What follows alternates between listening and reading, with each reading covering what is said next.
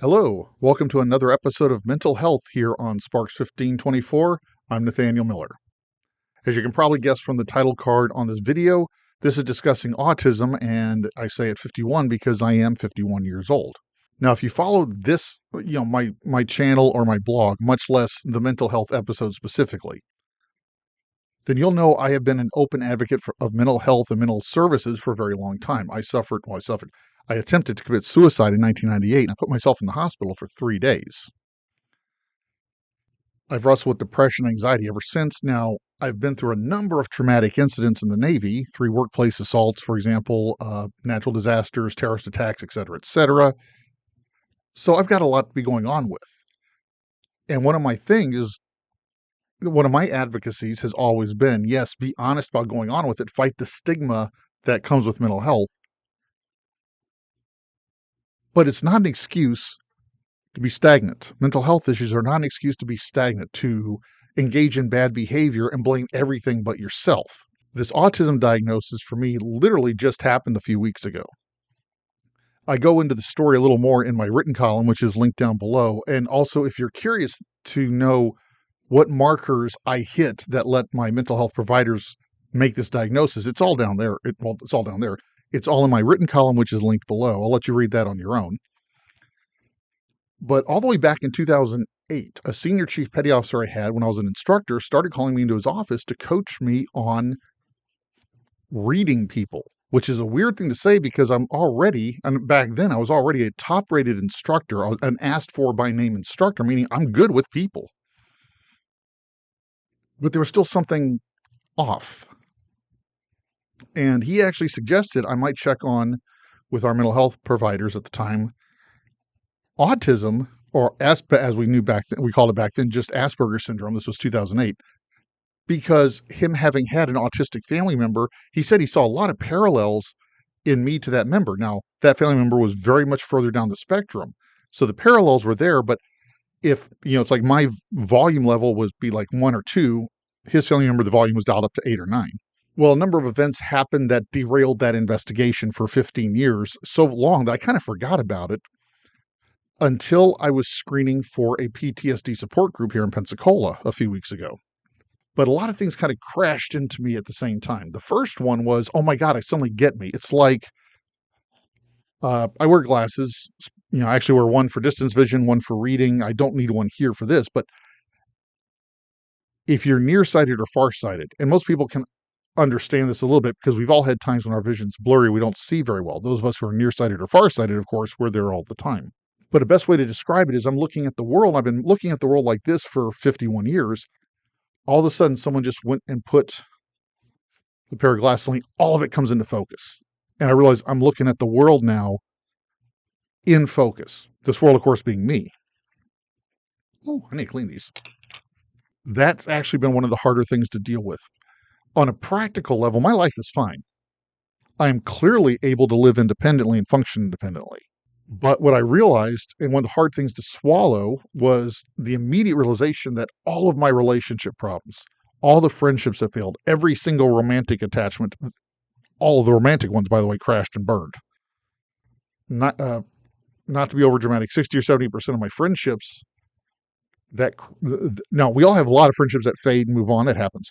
But of the ones that crashed and burned, 60 to 70% of them were all my fault. Every one of my romantic relationships.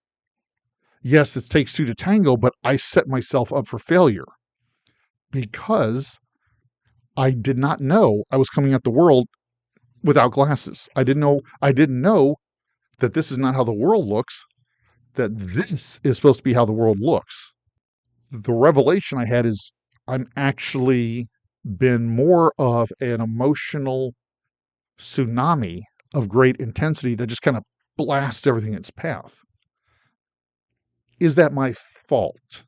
No. I have worked very hard, and my parents raised me right to not be a selfish, narcissistic jerk. However, what I have discovered, and it's kind of horrifying is honestly the term that comes to mind, embarrassing is the next, that I have come off like that to so many people for so long, not because I am a narcissist. But because I didn't know, my ability to communicate with the rest of the human race on relational issues, on social cues, is, for lack of a better word, impaired. Yes, I can be as narcissistic and selfish and cruel as anybody else. I'm a human being. We all have that within us. And there have been times I've acted like a narcissist simply because I was being a selfish snot. Selfish snot, excuse me. But the majority of my life and my relational collapses were not that I was being selfish. However, I often came off that way, clueless, selfish, inconsiderate. Not my fault. I didn't know I was walking around half blind. I didn't know until very recently I needed metaphorical glasses. But it's still a sobering realization to realize that, holy crap, people probably have a lot less of an opinion of me. And it wasn't through anything I was trying to do. I was actually trying to be the other way. So on one level, I'm kind of throwing a party. It's like, oh my God, I get me. All these things that I could never figure out, that I'm trying to drag along, I get it. And that means I can operate more efficiently as a human being in our culture. I can now define the problems. Once you define a problem, you can fix it because now you know what tools you need to fix, et cetera, et cetera. But it's also kind of horrifying to realize I have really probably hurt a lot of people, pissed off a lot of people in my life. I've lost the opportunity for a relationship many times by my own doing. Again, I may not be at fault for it. I wasn't trying to be a bad person, but it's my responsibility. Okay, so I've said all this. What do I need to move forward with my life? And that's one of the questions and one of the reasons I wanted to bring this up here on video. Sadly, we're at a point in history where our culture here in the United States, but in the Western world in general, worships victimhood. If you're a victim, you get all kinds of special treatment. You're the center of attention. You're feted on TV shows for standing up to the society and the patriarchy or whatever. Right now, our culture gives no incentives to get past things. Now, getting past something doesn't mean forgetting it happened, pretending it's never there. I said I went through 3 workplace assaults in the Navy, or I should say I suffered 3. I'm never going to get past that. To a degree, that's always playing in my head, and I have to realize that. But here's the kicker: I have to realize it. When that videotape, DVD, MP3, 4, whatever, plays in my head, it's my decision. What do I do with it right then? Do I wallow in it and watch it? Or do I accept the fact that that stunk? It hurt. It left a lasting scar that I still have to deal with because my ability to trust people, especially authority figures, has been permanently damaged. Or do I acknowledge all of that I just said, and then, okay, time to move on? Time to move on. It's not denying that it happened. It's not denying that I was injured, that I was flat out wronged in a criminal way. But it's acknowledged that that was back then and that I'm here and I got to go that way. Same thing with this autism. The worst thing that anybody can do for someone else is let a mental health issue be an excuse for bad behavior. If somebody is in a wheelchair or they're walking on crutches and missing a leg, clearly they physically will need a little more help to get around than those of us who are completely able-bodied. That's natural. However, being in that wheelchair does not allow them a free pass to be an asshole, to put it bluntly. They're still responsible for their behavior. They know right from wrong. Same thing with mental health issues. I know right from wrong. I know I'm standing in my house on a Monday recording a video about something I believe in. I know who I am, where I am, what I'm doing, et cetera, et cetera. I know all that. Therefore, no matter what I'm wrestling with up here, I don't have a free pass to be an asshole to people. And it drives me up the wall. Oh, he can't help himself. He's autistic. Oh, she can't help herself. She suffers from PTSD. Well, if you're at a point in the injury that you cannot behave in a acceptable fashion, polite, courteous, waiting your turn in line, et cetera, not acting like an entitled jerk, you shouldn't be out in public because clearly you're not at a point where you're ready to engage with the public again. And that's not a put down. There've been several times in my life where went through something really hard, and I just didn't wanna deal with people because I knew I wasn't gonna be a nice person. Stay home, stay quiet, stay to myself, get through that part of the emotional storm, and then go deal with people because I'm still responsible for me. That's the point of where this is Autism at 51 for me. It is so tempting. I'm not gonna lie, it is so tempting to wanna start relying on this as a crutch so I don't have to face a lot of other crap. Except that's a prison. That's a prison of your own making if you go that route because you have just trapped yourself in a single mentality in a single moment of time, and you will never be anywhere else, anyone else, or anything else. It's tempting because our society gives all the incentives for people to stay in victimhood.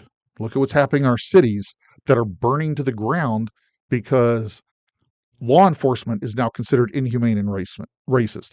Getting people off the streets who clearly have mental health issues and cannot successfully live independently is considered inhumane. So it's more humane leaving them on the street to starve and die of cold. Mental health struggles and issues are not a pass for bad behavior. If a person truly doesn't know right from wrong because they are that ill here, that's a tragedy. And that person does not need to be in public. They need to be in 24-hour care where they can have the best life possible without hurting other people or themselves. It's hard to say that because none of us want to have that happen to us. And now I have an even deeper insight into people with mental health issues because I've realized, discovering this, this autism diagnosis, that my own mindset, how I look at the world and interact with people, is even further off the norm than I originally thought. And I already knew I came at the world at a unique angle. Now all of that makes sense. Don't fall into the trap of enabling bad behavior.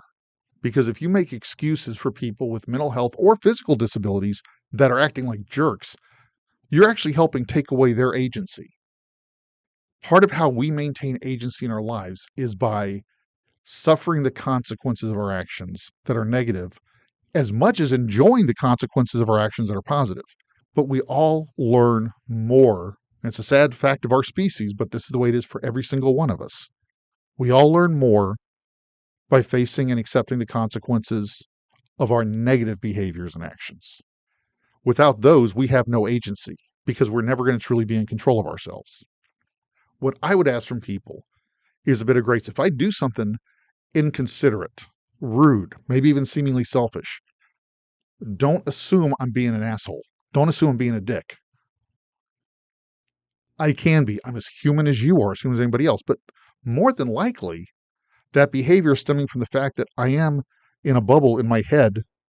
I am in a bubble up here in a way that separates me from the rest of humanity. It makes it hard to hear. Here's another way to think about it. The level of autism I have, I'm in a transparent glass bubble. I can see the world slightly distorted because the glass is curved, but I can't feel it. And I can hear, but when you're in a hotel and you can hear the room next door talking, you can hear their voices, but it's kind of like those characters, the adults in the old Charlie Brown cartoons, where all you kind of actually can make out is a wah, wah, wah, wah. In a way, that's what social interactions are for me. So it's already hard enough to, quote unquote, hear people in this bubble I live in. But I'm fortunate because I can still see out, I can still maneuver through the world. People further down on the spectrum, that bubble they live in becomes increasingly opaque and increasingly soundproof until you hit the far end, where there are individuals who are tragically trapped in a bubble here that's opaque and soundproof. They cannot get out and nobody can get in. So if I do something rude or seemingly selfish, it might less be me being a jerk and more I actually just didn't read the situation. I didn't know what was supposed to actually be done or how to do it. That does not mean I get a free pass. I don't want a free pass because if I'm given a free pass, I'm never going to get stronger. I'm never going to get better at addressing this now that I know what the actual problem is in a lot of these areas. My entire sense of how I relate to me has shifted on a dime. That's very difficult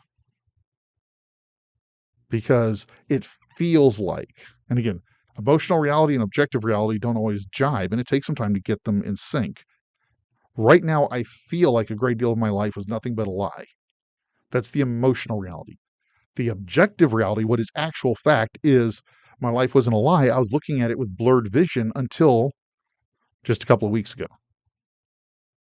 That's the truth. I will get to the point where my emotional reality syncs up with that objective reality because doing so means I'm free. I'm living my life as independently as I can while recognizing, yes, I do need help on things. Well, thank you for your time. I appreciate you sticking with me to the end of this video. If you like this video, I'd ask you to hit that little like and subscribe button, and feel free to share this with anybody who you think would find it interesting, maybe even helpful.